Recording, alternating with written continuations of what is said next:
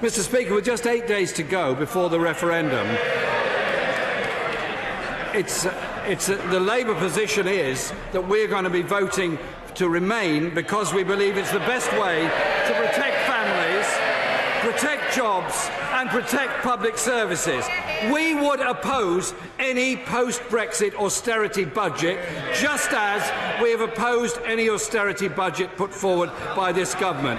So will the Prime Minister take this opportunity to condemn the opportunism of 57 of his colleagues who are pro-leave, who have suddenly, these are members who backed the bedroom tax, backed cutting disability benefits and slashing care for the elderly, who suddenly have now had a Damascene conversion to the anti-austerity movement.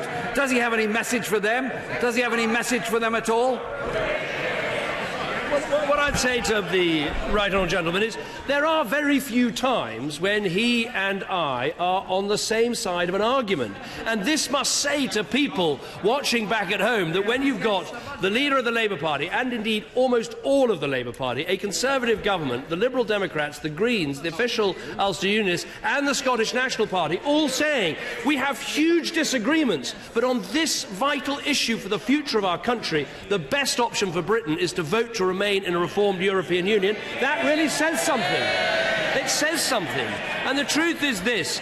This is a huge choice for our country. Choices have consequences. If we wake up on June the 24th and we've remained in, our economy can continue to move forward. If we vote out, the experts warn us we will have a smaller economy, less employment, lower wages, and therefore less tax receipts. And that's why we would have to have measures to address a huge hole in our public finances.